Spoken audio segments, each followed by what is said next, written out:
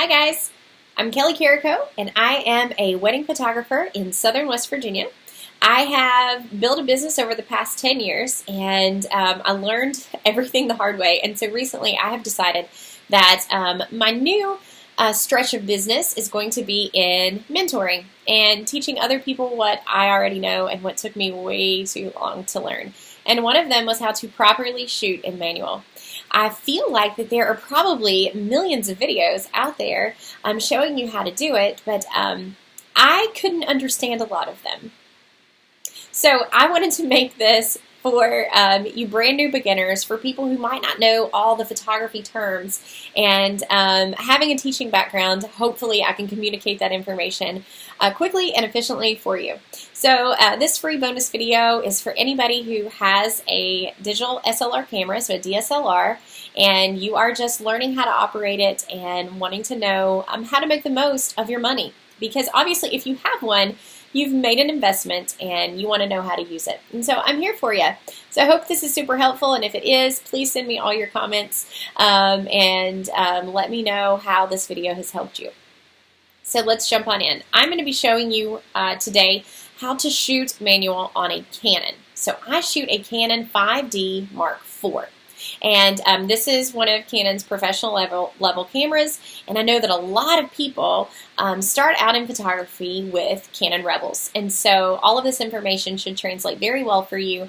And if anything doesn't, a quick Google search will probably help you out very quickly. All right, so step one to shooting manual, no matter what kind of camera you have in your hand, is to switch to manual. Okay, so what I want you to do is to be in charge of everything. And I know that that's probably scary, but know that we can click you back over to automatic if you need to, but you won't. But a lot of people are afraid. They're afraid to turn it because they're like, what if I mess something up? Don't be afraid. We can fix you. Okay, so go ahead and select M. And by select, I mean you can see on the side of your camera you have like a little white line, or I mean it could be whatever color line, but you're going to want to turn your dial to M. And that means that now we are in charge of everything, and you are looking at quite the control freak. So I love this. I am now in charge of my light, of my color, of my speed, of all the things. So once you have switched to manual, all right, now I want you to turn on your camera. And for me, I am blessed that I have a touch screen. And for those of you that have any kind of newer models, you probably will. For those of you shooting on like a Canon Mark II, Canon Mark III, you don't, and I know that because I've had them, but that's okay. Just select menu and you can find all the things that you need. So on the back of your screen, you're going to see something similar to this, okay? My favorite button on my Canon is my quick settings button. If you have that, and I'm sure that you do, click it and you're going to have access to all of the things. And these are the things that are important in our life right now as we are trying to learn manual. So I want to introduce you to the 3 things that are going to change your life when it comes to shooting in manual. And the first one is ISO. Okay, so ISO is up here, and I was shooting in a really dark gym, and my camera will actually go to a very high ISO, meaning that it's going to let in a ton of light and without getting super grainy. And so I'm going to select this first. Now, we are learning vocabulary here. ISO equals light sensitivity. Okay? On your camera, I don't recommend you actually going above 800 unless you are maybe shooting like a Canon 5D Mark IV, in which case you can go up a little higher. If you go up too high, then that is what creates a lot of grain and grit and noise in your pictures, and we don't want that. So if you are shooting outside in a very bright situation, then this number needs to be as low as it can go, which is 100. Okay, now pause, write that down if you need to. If it's very bright where you are, this number needs to be as low as it can go. If it's very dark where you are, then this number needs to be as high as it can go, letting in as much light as possible, but not going over maybe about 800, because then you might mess up your pictures a little bit. It might be a little bit grainy. So ISO light sensitivity. Okay? If it's bright outside, if it's bright where you are, 100. If you want to let in a little bit more light, we're going to raise that up. So very quickly, I am just going to show you. Okay? Here we go. I'm going to take a picture of my water bottle. Forgot I had on back button focus, so. All right. So there we have, I just want you to look. Can you see the water bottle? Okay, so right now I am shooting with my ISO on 100. Now, I'm only going to change my ISO. I'm not going to change anything else, and I'm going to raise it up to 400, okay?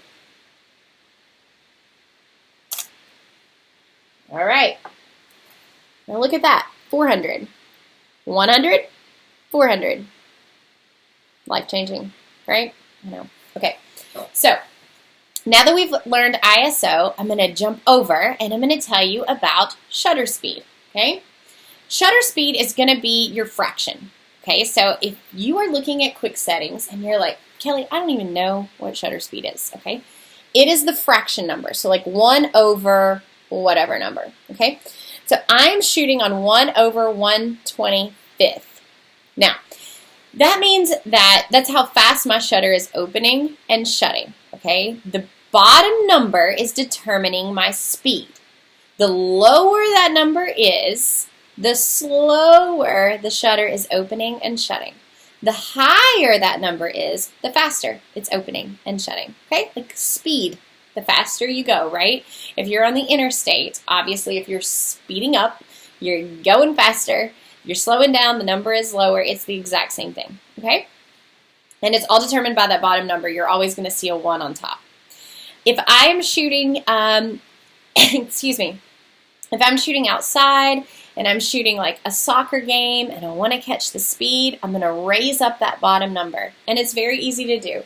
You just click the cue, and I'm on a touch screen, okay? So I'm going to touch it, and then I just scroll around wherever I want to go. And that was the same thing for ISO. Okay, so you can either select menu and pick your number, or if you have a touch screen, you can just tap it. And that's, thank you Canon for that. All right, so here we have shutter speed, and I'm going to shoot on 1/125. Now, speed affects light. Write that down. Speed affects light. The faster something is moving, the less light that's going to make it through as it's open. The slower that something is opening, the more light that is going to be let in. Now, you have to find your happy place with that, because you might slow it down and you might let in all the light that you want, but everything's blurry because it was moving while that was open. If it's very, very fast, you're like, yes, I can catch my kid playing soccer and they're not going to be blurry anymore. Sure, but if you raise that number up too high, it's going to be a big black screen because you didn't let in any light. So you just have to test it out and find the right number that you need for the situation that you are in. In most situations where I am shooting outside, and I'm usually shooting moving, breathing people, I'm going to have a number somewhere around 250 maybe, 200, 150. That's good for me, okay? I don't shoot action. When I do shoot action, it's usually in a gym, and that's when things get weird because that is not my specialty. But I can fix it. And if that's what you want to do, then just raise up your speed so you can catch those movers and adjust your ISO to fix your light. So right now, I am shooting on 1/125, same water bottle. Okay? So this picture is going to look pretty much, well, it is the same. It's the exact same as I did last time. Yep, same thing, everything. Okay, but now I want to change my shutter speed. I'm leaving my ISO on 400 because that was a happy place for me. So now I'm going to raise up my shutter speed. Now listen, my water bottle, it's not going anywhere. So it doesn't really matter that I'm changing it to 400. It's just to show you what happens to my light, okay? So if I am making my shutter shoot much faster, look what happens to my light. So this is my shutter speed on 400. Shutter speed on 400. Shutter speed on 1/25. I'm 125. So 125, hang on, that's 400, and then 125. Do you see? So almost everything affects light, and light is what you have to understand. So here we have light sensitivity is ISO. Shutter speed affects, of course, our speed, but it also affects how much light is making it in as we're shooting, okay? So those were two of the three, and then our last one is our aperture, or our f-stop. Now, I like to refer it, when I'm teaching new photographers, I like to refer to it as an f-stop because when you click on like your quick settings, you see an F, and that's just easier to remember for me, okay? And that is simply my focal distance. So that is saying how much is blurry. You've seen professional pictures, right, where everything in the back is blurry and only like one or two things in the front are going to be clear. So that's what determines that, okay? An f-stop. So when we're in manual, we want to control three things. ISO, light sensitivity, right? Shutter speed, how quickly we're opening and shutting, which both affect our light. And then 3, which would be our aperture. So what all is blurry? If I am shooting one person, I want to go as low as I can go. And for me, right now, with the lens I have on, is 2.8. Now this number varies based on your lens, not your camera, based on your lens. And so as you want those really pretty bokehs, which means the blur, you want the lowest number that you can find. And you will see that the lower that number goes, the higher your price point goes. Fact. Sorry about that. So if you are shooting like a whole mountain, or you're shooting layers and layers of lots of people, then you want to raise that number up because more things will be in focus. This will also affect your light. Okay, so shooting the same water bottle, 2.8. Shot that twice because I messed up my focus. Okay, so right now I left it on 400 speed, so that's fine. Okay, 400, and then my ISO is 400, and my f-stop is 2.8. Now I'm going to raise that up. Now you can see I am adjusting this with my dial. Okay. After I clicked my cue. You can also adjust it, like I said, in menu. That's totally fine. So I'm going to adjust it to 5.0, and let's see what happens.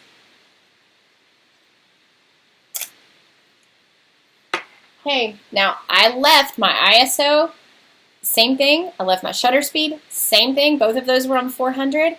Now all I did was I changed my focal length from 2.8, so my aperture from 2.8 to 5, and let's see what happened. That's 5. It's almost black. 2.8. 5, 2.8. Guys, this is good stuff. If you have never shot in manual before, you should be able to kind of watch this video back in slow motion and not pay attention to my messy hair and be able to rock your camera. I'm excited for you to do that.